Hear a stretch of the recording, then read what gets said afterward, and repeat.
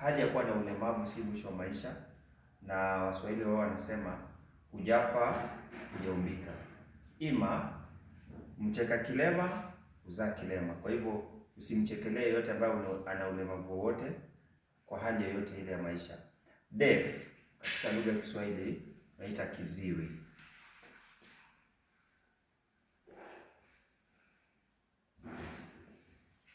Dwarf, mtu mfupi sana, anaitwa mbilikimo.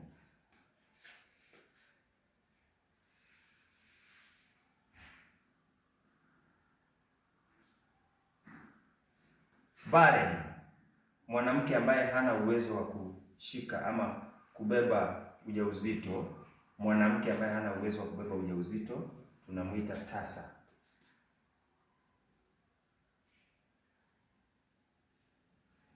Sterile, mwanaume ambaye hana nguvu za kiume, hana uwezo wa kuzalisha mtoto wa kike, anaitwa gumba.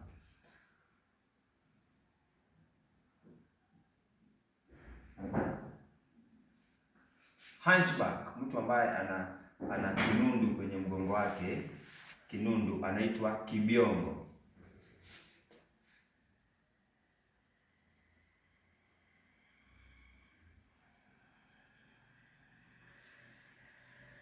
Stammerer, mtu ambaye anatamka maneno kwa shida, kwa matatizo fulani, anagugumiza anapoongea, tunamuita kigugumizi.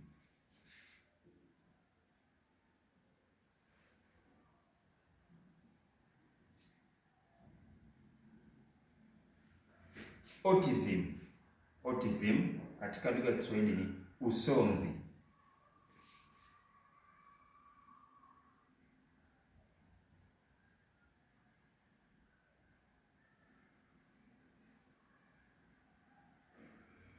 Usonji.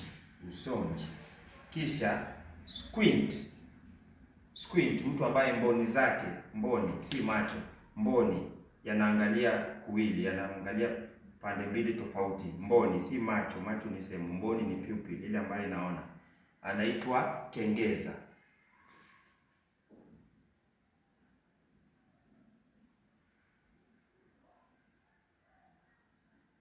Kengeza au macho kengeza, yote sawa.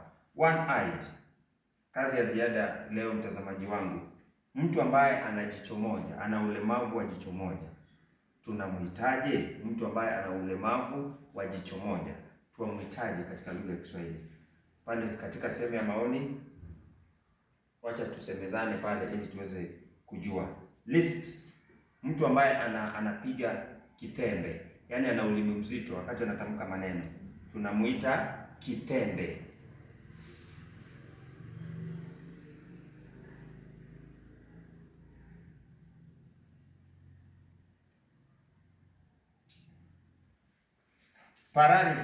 Paralysis ya aina yote ni hali ya kupooza.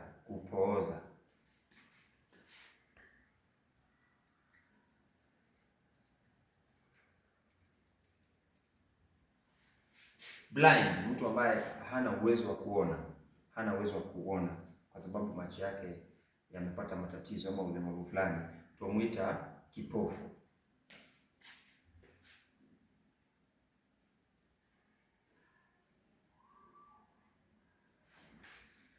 Hadi kufikia pale, sina la ziada. Follow, like, comment, share pale YouTube. Ivan Kenya. Tupige kazi na mambo yatakuwa sawa. Asante.